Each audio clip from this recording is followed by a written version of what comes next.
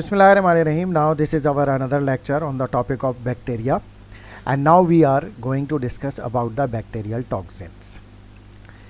So let us start our lecture. The pathogens disease causing bacteria. Pathogens क्या हैं? Disease causing bacteria cause host damage in a number of ways. In most cases, pathogens produces a variety of molecules or factors that promote pathogenesis, among which are the toxins, product of bacteria that produce immediate host cell damage. इस topic पर हम पहले भी बात कर चुके हैं कि कुछ बैक्टीरिया ऐसे हैं पैथोजेनिक बैक्टीरिया कि वो इटसेल्फ पैथोजेनिक बैक्टीरिया हार्मफुल नहीं होते, बल्कि वो जो उनका जो पैथोजेनेसिस का जो प्रोसेस होता है, यानी जो वो मैकेनिज़्म होता है जिस तरह से वो होस्ट सेल को डैमेज करते हैं, वो उसका प्रोड्यूस टॉक्सिन होता है. यानी कुछ बैक्टीरिया ऐसे हैं जो टॉक्सिन प्रोड्यूस करते हैं और वो टॉक्सिन दरअसल जो है वो इन्फ्लेमेशन कॉज करता है, और इन्फ्लेमेशन जो है वो और फीवर कॉज करता है, जिसकी वजह से इन्फेक्शन की साइन एंड सिम्टम्स अपीयर होती हैं. अगर वो बैक्टीरिया टॉक्सिन प्रोड्यूस ना करे और वो बॉडी के अंदर रिटेन रहे, मौजूद रहे, तब वो बैक्टीरिया जो होगा किसी किस्म की कोई डिजीज़, कोई पैथोलॉजी, कोई टॉक्सिसिटी, कोई इन्फ्लेमेशन कॉज नहीं करेगा. लेकिन once they start to produce toxin, then they start to damage the host cells, inflammation will produce, और फिर डिजीज़ की साइन एंड सिम्टम्स अपीयर होना शुरू हो जाएंगे. Toxins have been classified as either endotoxin, that is cell wall related, or exotoxins, product related extracellularly as the organism grows. तो toxins को हम क्लासीफाई कर सकते हैं एंडोटॉक्सिन्स में और एक्सोटॉक्सिन्स में. एक्सोटॉक्सिन्स, एंडोटॉक्सिन्स क्या हैं? जो सेल वॉल रिलेटेड हैं, और एक्सोटॉक्सिन्स क्या हैं? जो कि बैक्टीरिया की जो सरफेस है एक्स्ट्रा सेलुलरली जो वो रिलीज़ करता है जैसे जैसे माइक्रो ऑर्गेनिज्म ग्रो करता है.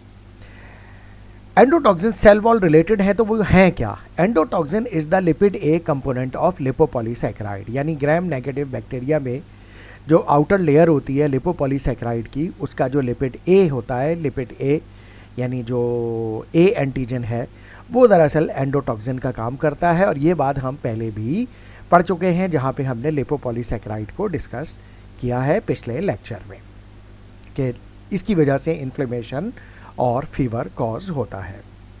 It possesses multiple biological properties including, यानी इससे क्या होगा, कौन कौन से इन्फ्लेमेटरी प्रोसेसेस स्टार्ट होने के बाद क्या क्या होगा. The ability to induce fever, जैसे मैंने बताया कि फीवर होगा.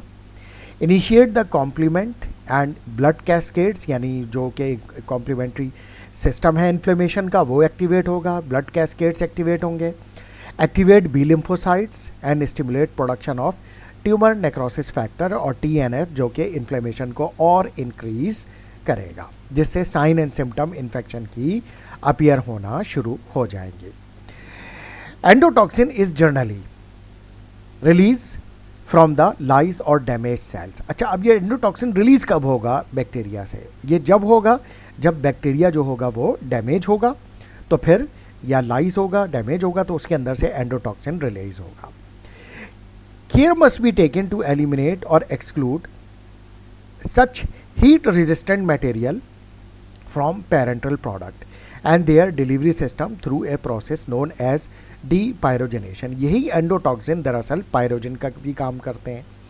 यानी अगर जैसे फॉर एग्जांपल हमने कोई पेरेंटल फार्मास्यूटिकल प्रोडक्ट बनाई, जैसे कि IV ड्रिप्स होती हैं, डेक्सट्रोज हो गई, नॉर्मल सैलाइन हो गई, और भी जो पेरेंटल एंटीबायोटिक्स हैं और पेन किलर्स हैं, लाइक पैरासीटामोल के पेरेंटल ड्रग आती है, बहुत सारी एंटीबायोटिक, मेट्रोनाइडाजोल की भी पेरेंटल प्रोडक्ट आती है, नॉर्मल सैलाइन और डेक्सट्रोज 5% डेक्सट्रोज के अलावा.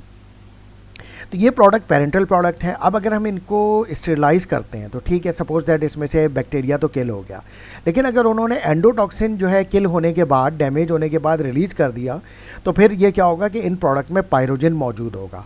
पायरोजन से ये होगा कि जब ये इंजेक्शन या पेरेंटल प्रोडक्ट पेशेंट को लगाई जाएंगी तो उनको फीवर होगा.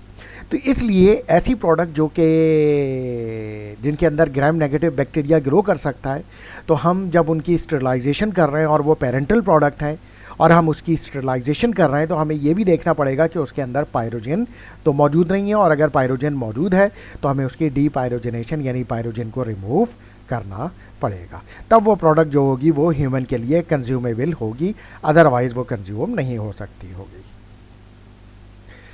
नाउ मोस्ट एक्सोटॉक्सिन्स, ये तो एंडोटॉक्सिन्स पे तो बात हो गई, fall into one of three categories on the basis of their structure and activities. तो एक्सोटॉक्सिन्स जो होंगे वो क्या होंगे, तीन कैटेगरीज में उनको डिवाइड किया गया है। These are the AB toxins, the cytolytic toxins and super antigen toxins. यानी ये तीन कैटेगरीज कौन से हैं बैक्टीरिया में, AB toxins, cytolytic toxin and super antigen toxins. अब हम इन तीनों को थोड़ा थोड़ा सा करके देख लेते हैं कि इन तीनों में डिफरेंसेस क्या हैं और ये किस तरह से जो है वो इन्फ्लेमेशन में और इन्फेक्शन में रिस्पॉन्सिबल होते हैं और कैसे टॉक्सिसिटी कॉज करते हैं। The AB toxin consist of B sub unit that bind to a host cell receptor. यानी एबी टॉक्सिन में इसमें जो बी पार्ट है वो होस्ट सेल रिसेप्टर से बाइंड होगा पहले, यानी like for example human cell से। Covalently bound to a sub unit, और ये B sub unit A unit से बाइंड होगा कोवेलेंट बॉन्ड से, और फिर क्या होगा, that mediates the enzymatic activity responsible for toxicity. और फिर एंजाइम रिलीज होंगे जिससे क्या होगा कि फिर सेल पर टॉक्सिसिटी अपियर होना शुरू हो जाएगी, यानी इन्फ्लेमेशन होस्ट सेल में कॉज होना शुरू हो जाएगी और फीवर होना शुरू हो जाएगा, जिससे हमें पता चल जाएगा कि साइन एंड सिम्टम्स आ जाएंगी पेशेंट को, और जिससे पता चलेगा कि इसको इन्फेक्शन हो गया है। Most exotoxins for example diphtheria toxins, जिसको हम कहते हैं खन्नाक उर्दू में, कॉलरा टॉक्सिन्स यानी हैजे के toxins, are of A B category. तो ये ए बी एंटीजन होते हैं, ए बी टॉक्सिन्स होते हैं, यानी एग्जाम्पल भी आ गई इसकी कि diphtheria toxin, cholera toxin A B antigen या ए बी टॉक्सिन होते हैं। ये एक्सोटॉक्सिन जो है वो ये बैक्टीरिया प्रोड्यूस करते हैं। इसके बाद आते हैं हम the cytolytic toxins. Cytolytic toxins क्या है? साइटोलिटिक टॉक्सिन्स जैसा कि नाम से जा रहा है साइटोलिटिक यानी सेल को ब्रेक करने वाले, such as hemolysin and phospholipases, do not have separable A and B portion, यानी इनमें ए और बी पोर्शन नहीं होता, बट वर्क बाय एंजाइमेटिकली और enzymically attacking cell constituent causing lysis. Directly इनमें से एंजाइम रिलीज होते हैं, यानी ये एंजाइम प्रोड्यूस करते हैं ये टॉक्सिन्स, या इनमें एंजाइम्स मौजूद होते हैं और ये अटैक करते हैं सेल्स को और डायरेक्टली सेल का लिसिस यानी ब्रेक डाउन कर देते हैं। तो इस तरह से साइटोलिटिक टॉक्सिन अपना काम कर देते हैं, यानी लिसिस ऑफ सेल करते हैं, और इसमें ए और बी सब यूनिट नहीं होते। अब आते हैं तीसरे टॉक्सिन पर, जो तीसरी कैटेगरी है एक्सोटॉक्सिन की। The super antigen also lack A and B type structure, इसमें भी ए और बी टाइप स्ट्रक्चर नहीं होता, and act by stimulating large number of immune responses, जिसमें वही इन्फ्लेमेटरी रिस्पॉन्स है, and cells to release cytokines. लाजिमी बात है, साइटोकाइंस क्या हैं? इन्फ्लेमेटरी मार्कर्स हैं, resulting in a massive inflammatory reaction. तो लाजिमी बात है, जब साइटोकाइंस रिलीज होंगे, इम्यून रिस्पॉन्स एक्टिवेट होगा, इन्फ्लेमेशन तो होगी, और जब इन्फ्लेमेशन होगी तो साइन एंड सिम्टम्स अपीयर होंगी। साइन एंड सिम्टम्स अपीयर होंगी तो हमें पता चल जाएगा पेशेंट पे कि अब इसको इन्फेक्शन हो गया है। An example of this type of reaction is caused by Staphylococcus aureus mediated toxic shock syndrome. Staphylococcus aureus एक इन्फेक्शन करता है पर्टिकुलरली फीमेल में, और उसको हम कहते हैं टॉक्सिक शॉक सिंड्रोम। तो उसमें ये होता है कि ये जो स्टेफिलोकोकस ऑरियस है, ये जो सुपर एंटीजन प्रोड्यूस करता है, इसकी वजह से इन्फ्लेमेशन होती है और फिर टॉक्सिक शॉक सिंड्रोम होती है, और ये पर्टिकुलरली रिलेटेड विथ फीमेल्स, और इसमें जो है वो फिर फीवर भी होता है। Now bacterial reproduction and growth kinetic. अब हमने ये टॉक्सिन्स इसके कंप्लीट कर लिए, जिसमें एक्सोटॉक्सिन्स और एंडोटॉक्सिन्स है। अब हम बैक्टीरियल रिप्रोडक्शन और ग्रोथ काइनेटिक्स पे बात करते हैं।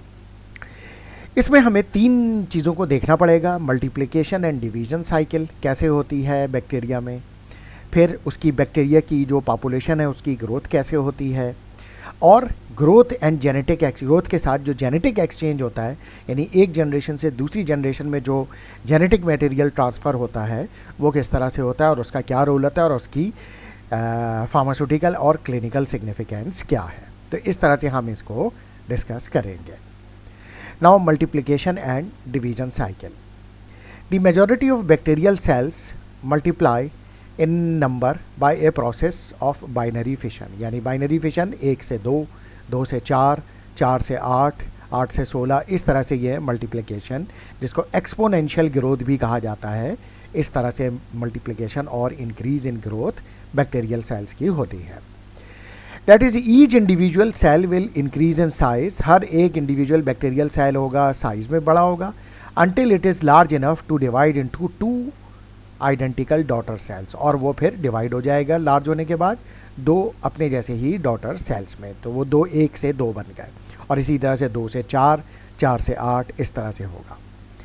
Eight the point of separation, यानी जब एक सेल डिवाइड हो रहा होगा 2 डॉटर सेल्स में, each daughter cell must be capable of growth and reproduction. यानी वो जब उस वक्त डिवाइड सेपरेट होगा एक सेल 2 सेल में, डॉटर सेल में, जब वो 2 डॉटर सेल जो होंगे वो इस काबिल हो जाएंगे कि वो फर्दर ग्रोथ कर सकें और रिप्रोडक्शन कर सकें, यानी आगे मज़ीद डिवाइड हो सकें. While each daughter cell will automatically contain those material that are disperse throughout the mother cells. यानी डॉटर सेल्स में वो तमाम मटेरियल होगा जो इनके पेरेंट सेल में था या मदर सेल में था, जैसा कि मैसेंजर आरएनए है, राइबोसोमल आरएनए है, राइबोसोम्स हैं, एंजाइम्स हैं, साइटोक्रोम्स हैं और अदर न्यूक्लियर मटेरियल है लाइक प्लाज्मिड्स हैं, जो कि उसकी डिवीजन के लिए और मल्टीप्लिकेशन के लिए ज़रूरी होता है. Each must also carry at least 1 copy of chromosomes. और क्रोमोसोम्स की एक कॉपी ज़रूर होनी चाहिए ताकि वो अपने जैसे ही मज़ीद बैक्टीरिया को रिप्रोड्यूस कर सकें. Gram negative cells do not have a rigid cell wall and divide by a process of construction followed by membrane fusion. यानी उसमें जो होगा वो एक सेल से दूसरा सेल जो होगा और फिर उसमें कंस्ट्रक्शन के प्रोसेस के ज़रिए वो डिवाइड होगा और फिर मेम्ब्रेन फ्यूजन के ज़रिए वो एक सेल 2 सेल में कन्वर्ट हो जाएगा. Gram positive cells having a rigid cell wall. अच्छा, अब ये हमने ये बात की कि gram negative cells do not have a rigid cell wall और हम यहाँ कह रहे हैं gram positive cells have a rigid cell wall.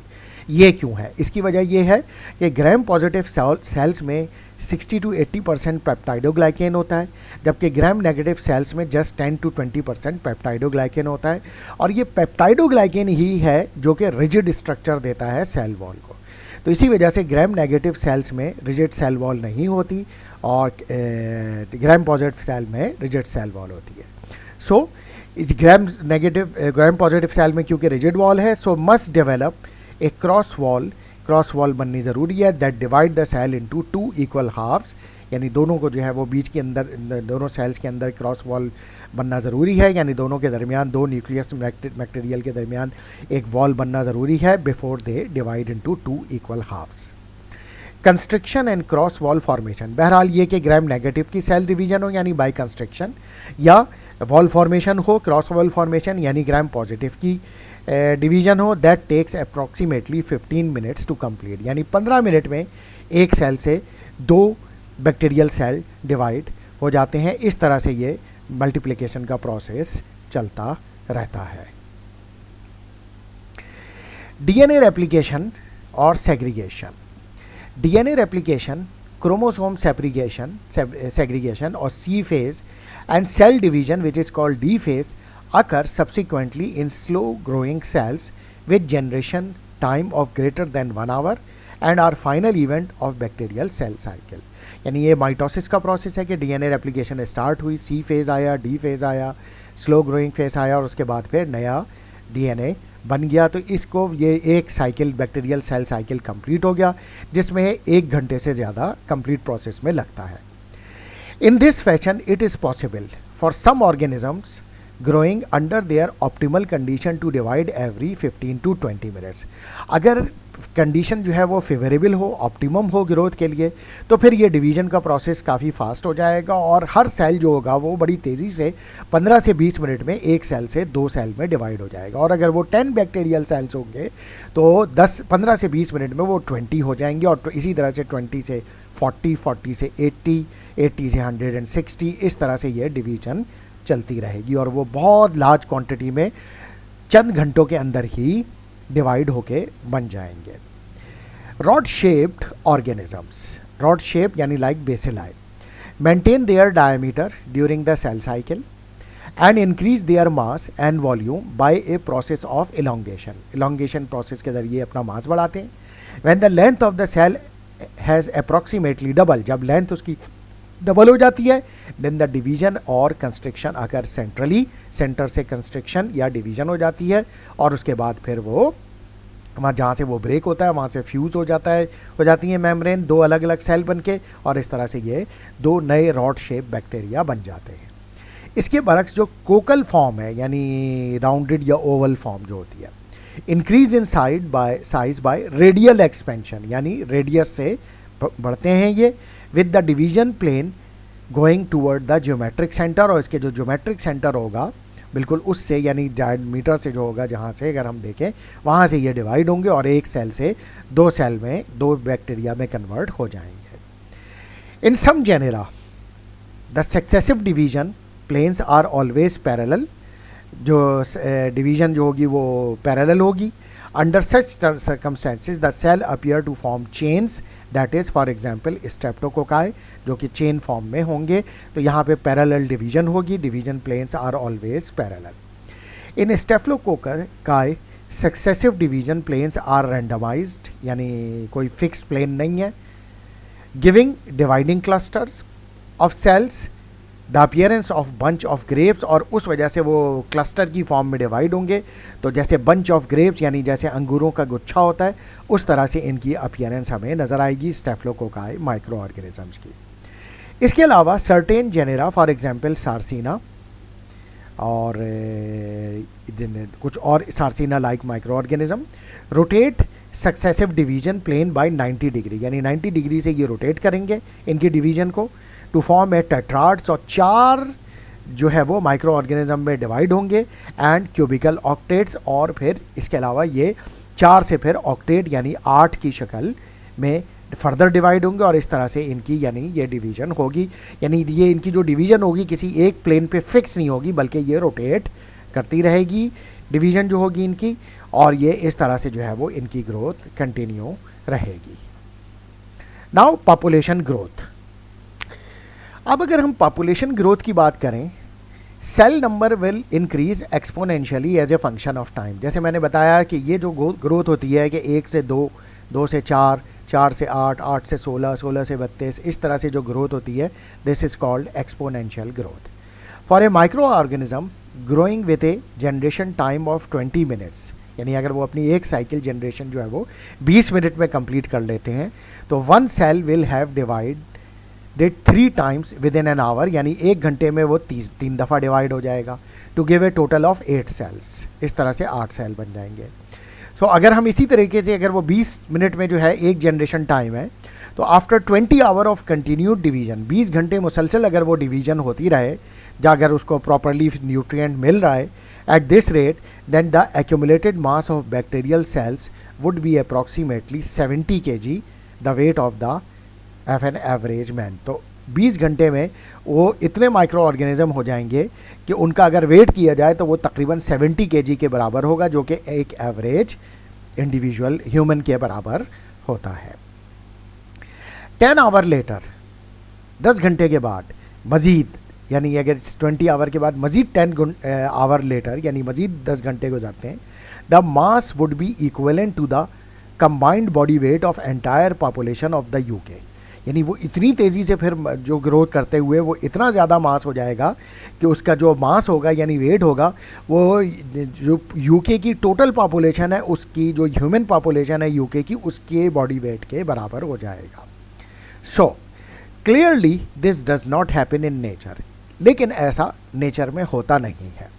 Rather the supply of nutrients become exhausted and the organism grow considerably more slowly. यानी अगर इस तरह से हो तो फिर तो पूरी दुनिया बैक्टीरिया से भर जाए, लेकिन ऐसा नहीं होता. उसकी वजह ये होती है कि बैक्टीरिया शुरू में तो जब तक उसको न्यूट्रिएंट बहुत ज़्यादा मकदार में मिल रहे होते हैं तो वो तेज़ी से ग्रो करता है, लेकिन जैसे ही उसके न्यूट्रिएंट की क्वांटिटी कम होने लगती है, जैसे ये supply of nutrient become exhausted, तो फिर ऑर्गेनिजम्स की ग्रोथ भी स्लोली हो जाती है, जिसकी वजह से फिर वो इतनी तेज़ी से ग्रो नहीं करते जितना तेज़ी से वो शुरू में ग्रो कर रहे थे. तो उनकी स्लो ग्रोथ जो होती है वो स्लो डाउन हो जाती है. The time interval between one cell division and the next is called the generation time. यानी अगर एक सेल जो है वो जितनी देर में दो सेल में डिवाइड होता है तो उस देर में यानी उस टाइम में उस वक्त को हम कहेंगे one generation time.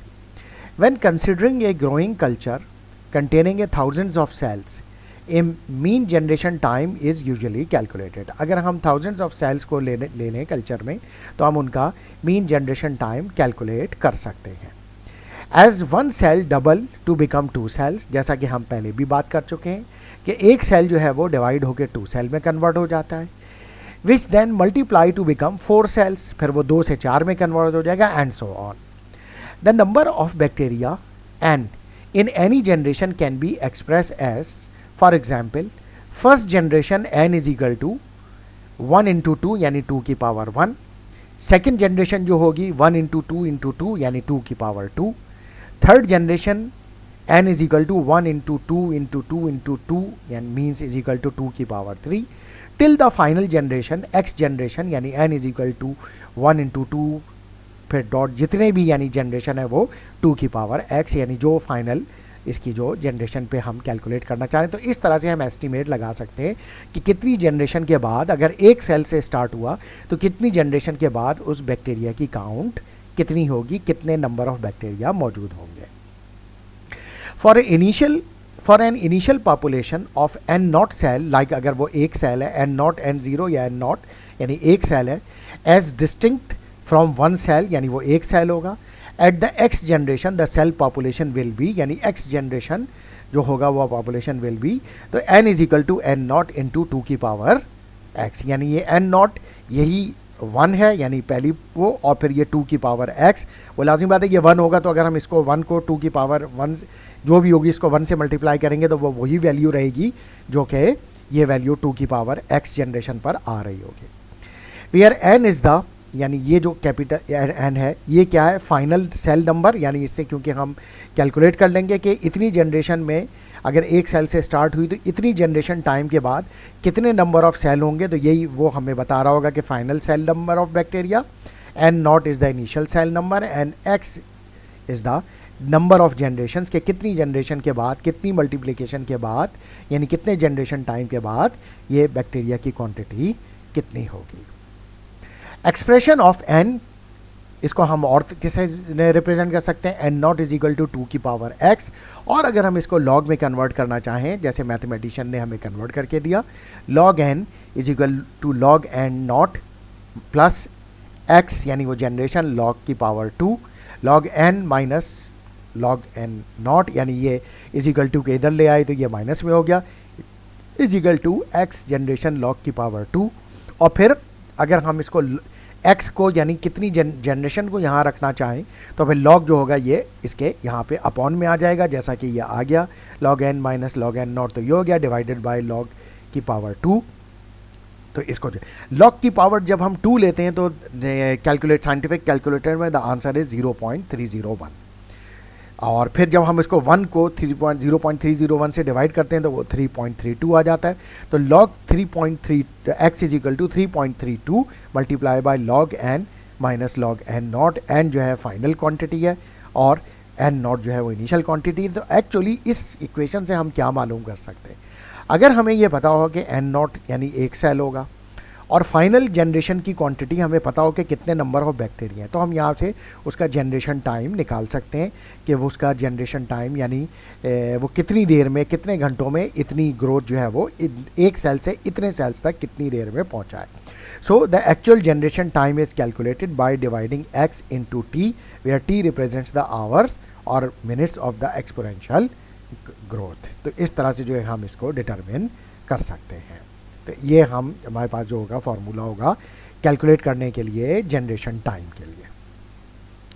Now growth on solid surfaces, अगर हम बात करें bacterial growth on solid surfaces की, if microorganisms are immobilized on solid surface, अगर माइक्रो ऑर्गेनिज्म किसी सॉलिड सरफेस पे मौजूद है और वो मोबाइल नहीं है, from which they can drive nutrient and remain moist, और वहाँ से अगर वो अपनी न्यूट्रिएंट भी हासिल कर रहे हैं, मॉइस्ट भी है, पानी भी है, cell division will cause the daughter cell to form a localize colony, तो सेल डिवीजन होगी और बैक्टीरिया की वहाँ पे एक लोकलाइज कॉलोनी बन जाएगी।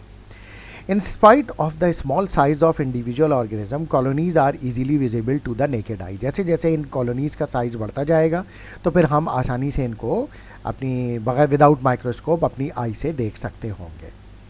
Indeed, microbial growth can often be seen on the tonsils of an infected individuals. जैसे कि माइक्रो ऑर्गेनिजम्स की ग्रोथ जो होती है वो टॉन्सिल्स में नज़र आती है. डॉक्टर जो है वो टॉन्सिल्स को जो है वो थ्रोट में चेक कर रहे होते हैं लाइट डाल के. और एज कॉलोनीज ऑन डिस्कार्डेड और बैडली स्टोर्ड फूड, जैसा कि हम जो फूड होता है वो जब डिस्कार्ड करते हैं यानी बैडली स्टोर्ड यानी जो जिसके से खाना ख़राब हो जाता है जिसमें स्मेल आ जाती है तो उसमें भी हम बैक्टीरियल कॉलोनीज देख सकते हैं. उसमें बैक्टीरियल ग्रोथ हमें नज़र आ रही होगी. जैसे मैंने आपको बताया था, जैसे चावल में जो है वो गमी लाइक अपीयरेंस हो जाती है जो वो है. अब वो गमी स्ट्रक्चर ये हमें बता रहा है कि ये इसमें माइक्रोबायल ग्रोथ मौजूद है. In the laboratory solidified growth media are develop, like वही जो एगर होता है वो मीडिया है, are deployed to separate different type of bacteria and also as an aid to enumerating viable cell number. तो उस मीडिया पे, सॉलिड मीडिया पे हम उनकी ग्रोथ कराते हैं और फिर उस पर बैक्टीरिया को आइडेंटिफाई करते हैं और उनके जो कॉलोनीज होती हैं उनकी जो साइज़ होता है उसकी बेस पर हम एनिमरेटिंग यानी नंबर्स की एक एस्टिमेशन भी लगा लेते हैं कि ये किस तरह के कितनी काउंटिंग में अंदाजन ये सेल्स बैक्टीरियल सेल्स मौजूद हैं. These media comprise a nutrient soup यानी broth liquid media that has been solidified. और फिर अगर उसको सॉलिडिफाई कर दिया जाए बाय एडिंग द जेल और by the addition of agar तो फिर हम उसको एगर मीडियम भी कहते हैं. जैसा न्यूट्रिएंट एगर, मैकॉन की एगर वगैरह, ब्लड एगर, डिफरेंट मीडिया हम लेबॉर्ट्री में यूज़ करते हैं. तो ये है ग्रोथ ऑन सॉलिड सरफेसेस. इसके बाद है next is the growth in liquids, but that we will discuss from the next lecture. Thank you very much.